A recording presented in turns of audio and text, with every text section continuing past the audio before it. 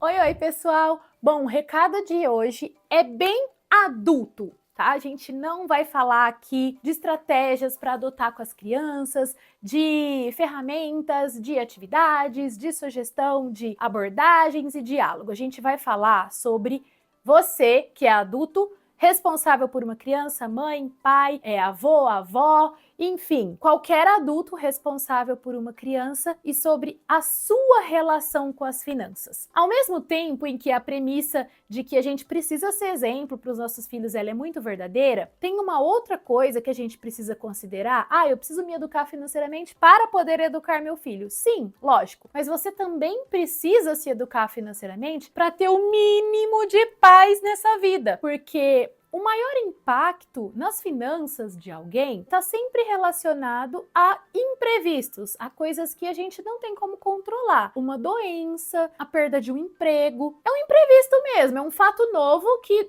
atrapalha o seu planejamento. Quando você planeja, você considera lá, você tem uma gama de coisas que você pode considerar, e a partir do momento em que muitos imprevistos começam a acontecer, o seu planejamento vai desmoronando. E por que que a gente precisa, como responsáveis por crianças, entender essa questão dos imprevistos? Porque só quem tem filho, só quem cuida de uma criança sabe o quanto o nível de imprevistos aumenta quando a gente tem uma criança em casa. Por quê? Por muitos fatores. É lógico que as crianças elas ficam doentes com mais frequência. Tem também o fato de que as crianças crescem muito rápido, a gente está sempre precisando comprar roupa. Tem os gastos, o impacto no orçamento, com estudos, com fralda, com tudo. Tudo que envolve ter um filho vai colocar o seu patamar de gastos muito acima do que se fosse simplesmente 2 adultos. Acrescentar uma criança aí nessa equação não seria como acrescentar um adulto. Por quê? Porque a criança não gera nenhuma fonte de renda e a criança eleva a quantidade de imprevistos a números que são muitas vezes inimagináveis. E tem a questão também de ser nosso filho. Então assim, às vezes eu tô com uma dorzinha aqui, eu fico adiando, eu não vou no médico, eu vou no posto de saúde porque eu não vou ter uma despesa, eu não vou pagar uma consulta, mas se é seu filho, você faz o que pode e o que não pode. Tô aqui com as minhas roupas meio velhas, mas eu consigo ir usando. A criança cresceu, não dá mais para ela usar. Você vai ter que acabar comprando algo, nem que seja de segunda mão. A criança ficou doente, você vai ter que comprar remédio. Acabou a fralda, você vai ter que providenciar.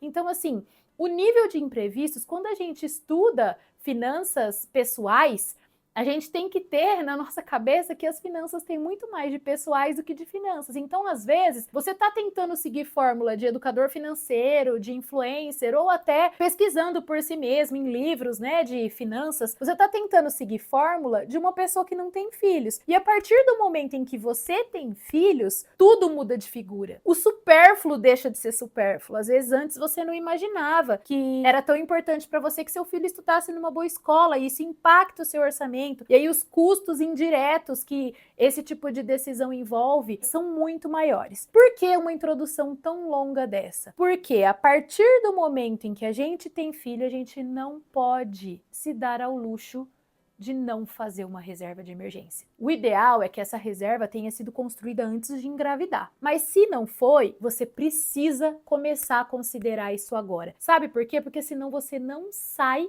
desse ciclo de, montei uma reserva, surgiu um imprevisto. Todo mês surge um imprevisto quando a gente tem criança. Comecei a montar uma pequena reserva, surgiu um imprevisto, acabou a reserva. Comecei a montar uma pequena... Acabou.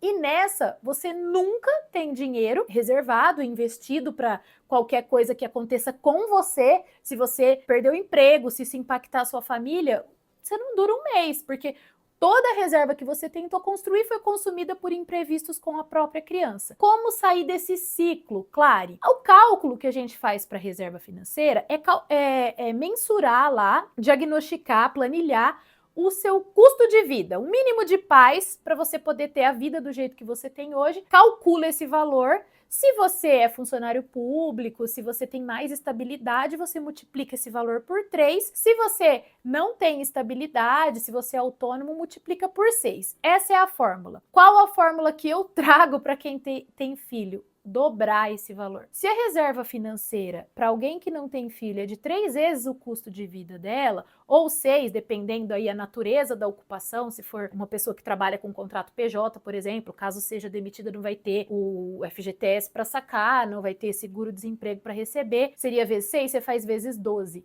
E o que é vezes 3, você faz vezes 6. Ah, tá, você tá me ensinando a dobrar, mas e aí, como eu faço para o dinheiro sobrar? Porque o que eu preciso é conseguir fazer essa reserva. Se você ainda não tem uma reserva, comece a entender que essa decisão é que vai impactar o seu futuro e o do seu filho. Então a gente vai colocar a decisão de começar a reserva de emergência como o ato mais importante das decisões financeiras que você vai tomar a partir de agora. Tá? Antes de eu trazer aqui para vocês a informação, eu vou trazer um dado que é muito preocupante. Uma pesquisa da Serasa de 2023 constatou que 70% das famílias brasileiras não têm reserva de emergência. Aí você imagina, dessas famílias, a quantidade de famílias com filhos, e você entende que é a receita do caos, 74% das famílias endividadas. Claro, mas então como eu faço? A saída, para poder construir uma reserva de emergência, no começo você precisa enxugar a despesa e você precisa aumentar a receita. Renda extra, enxugar o máximo possível,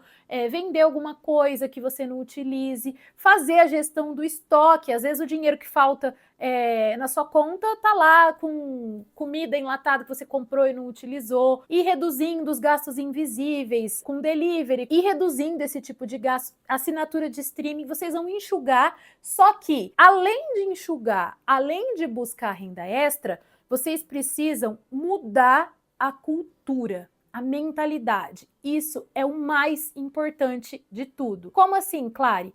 A ideia de se pagar primeiro. Essa é uma ideia que talvez a maioria de vocês já conheçam, mas o que a gente precisa fazer quando a gente tem filho é mudar ela de proporção, dar a ela a devida dimensão. Antes de qualquer despesa, eu preciso separar o valor que vai construir a minha reserva, porque disso pode depender a saúde do meu filho, disso pode depender o bem-estar do meu filho, disso pode depender o meu futuro, a forma com que eu vou me relacionar. A gente, quando tá no perrengue, a gente não consegue ter uma boa relação com os filhos. E isso, a dificuldade financeira reverbera em todas as esferas da vida. Então, o que eu quero de vocês aqui nesse vídeo não é um puxão de orelha, mas é uma chamada para ação, sabe? Se você não tem uma reserva de emergência, comece, que seja R$50. Não importa, em qual investimento eu vou pôr. Se você não tem, não se preocupa com isso agora. Forma primeiro esse colchão da segurança, da estabilidade, esse colchão que vai te dar uma certa paz para você poder tocar a sua vida, e depois você diversifica. Então, para começar, um CDB de liquidez diária, essas contas remuneradas em banco digital. A poupança, muita gente usa poupança, mas não é tão recomendado porque a poupança, a rentabilidade é mais baixa e também ela tem ali, você tem que esperar ela completar aniversário. Mais para frente eu faço um vídeo a respeito dos investimentos possíveis para você poder deixar a sua reserva de emergência, mas o vídeo de hoje entenda, se você tem filho, seu nível de imprevisto é maior, é muito mais grave. Se você tem filho, caso algo te aconteça, o impacto vai ser muito mais difícil, muito mais complicado. Como que é possível mitigar, melhorar, remediar isso? Construindo uma reserva de emergência. Comece hoje. Independente qual receita, claro, é radical, a receita é radical. Separe 50, 100, 150, R$200, um valor por mês e tira ele da sua frente. Tira, investe esse valor.